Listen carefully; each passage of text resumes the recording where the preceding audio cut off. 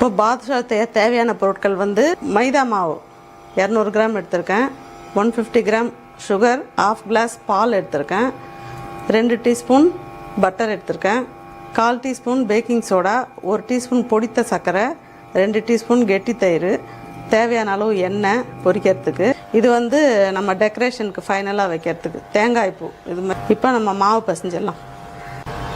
இப்போ இதை மாவை அதில் சேர்த்துடலாம். சேர்த்துட்டு இந்த பொடித்த சர்க்கரை 1 டீஸ்பூன், அது வந்து இனிப்புக்காக உள்ளே வந்து லேசாக இனிப்பாக இருக்கும், அதுக்காக சேர்க்குறோம்.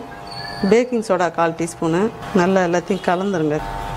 கலந்துட்டு இந்த 2 டீஸ்பூன் பட்டர் எடுத்து வச்சுருக்கோம் இல்லையா, அதையும் இதில் சேர்த்துடலாம். இப்போ இந்த 2 டீஸ்பூன் தயிரையும் இதில் சேர்த்துடலாம். ரொம்ப அழுத்தி பிசையாத, நம்ம குலாப் ஜாமுனுக்கு எப்படி பிசையுமோ அதை மாதிரி பிசையணும். நல்லா இது மாதிரி நல்லா எல்லாத்தையும் ஒன்றா கலந்துட்டு அதுக்கப்புறம் லேசாக பால் தெளித்து பிசைஞ்சிக்கணும்.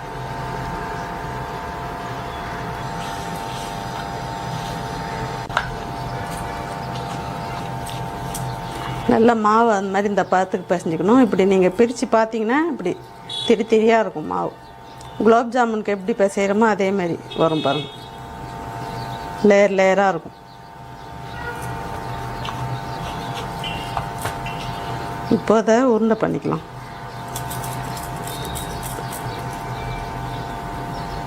உங்களுக்கு பாதுஷாவில் அந்த விரிசல் வராத இருக்கிறதுக்காக இது மாதிரி ரவுண்ட் பண்ணிக்கணும்.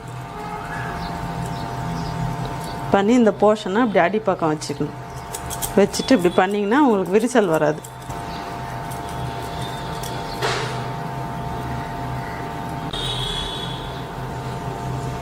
இது மாதிரி பண்ணி எல்லாத்தையும் ரவுண்ட் பண்ணி எடுத்து வச்சுக்கலாம். ஃபஸ்ட்டு பாகு காய்ச்சிட்டு அப்புறமா இதை பொரித்து எடுத்துடலாம். இப்போ அடுப்பை ஸ்டார்ட் பண்ணிக்கிறேன். இதில் இந்த 150 கிராம் சுகரை சேர்த்துக்கலாம். சேர்த்துட்டு 1/4 கிளாஸ் தண்ணி சேர்த்துப்போம். சுகர் சிரப்பு வந்து உங்களுக்கு நல்ல கம்பி பதம் வரணும். ஒரு கம்பி பதம் வந்தால் போதும். ரொம்ப கெட்டி ஆயிடுச்சுன்னா உங்களுக்கு ஜீரா வந்து உள்ளே இறங்காது பாதுஷாக்குள்ளார. இப்போ இந்த ஸ்டேஜில் நிறுத்திடலாம். அப்புறம் கம்பி பதம் வந்துடுச்சா, இப்படி ஒரு லைன் வந்தால் போதும். இப்போ ஆஃப் பண்ணிடலாம் அடுப்பை. ஆஃப் பண்ணிவிட்டு ரோஸ் எசன்ஸ் நான் எடுத்து வைக்கல, ஒரு ட்ராப் சேர்த்துக்கோங்க. அதில்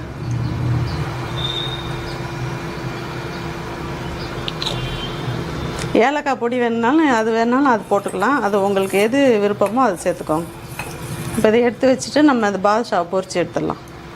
கொஞ்சோண்டு பால் ஒரு 2 ட்ராப் சேர்க்குறேன். உங்களுக்கு வெள்ளையாக இருக்கும். நல்லா பாதுஷாவை நினச்சி எடுத்து வைக்கும்போது நல்லா வெள்ளையேன்னு இருக்கும். இப்போ இதை எடுத்து வச்சுட்டு நம்ம பாதுஷாவை பொரிச்சிடலாம்.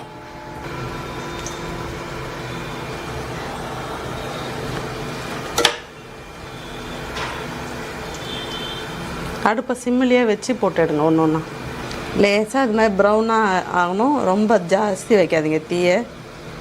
நல்லா இது மாதிரி ஆனாலே போதும். நல்லா நல்லா வெள்ளையே நல்லா வந்திருப்பாரு. இப்போ இது ரெடி ஆகிடுச்சு. இதை எடுத்துடலாம். நல்லா கலரும் சேஞ்ச் ஆகக்கூடாது. லேசாக இது மாதிரி பொன்னிறமாக வரணும். உள்ளேயும் நல்லா வெந்திருக்கணும். நல்லா லேசாக பொன்னிறமானோன்னா திருப்பி விட்டோம்.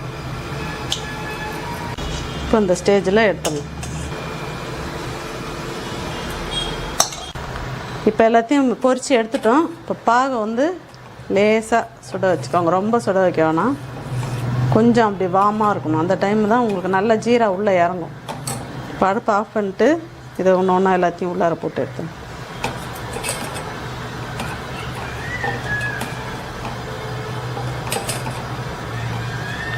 கொஞ்சம் ஜீராவில் பால் சேர்த்ததுனால உங்களுக்கு நல்லா காஞ்ச உடனே ஃபேன் காற்றுல வச்சு ஆறின உடனே பார்த்தீங்கன்னா நல்லா வெள்ளையாக இருக்கும். நல்லாயிருக்கும். இந்த மாதிரி எல்லாத்தையும் ஜீராவில் நினச்சி எடுத்துருங்க.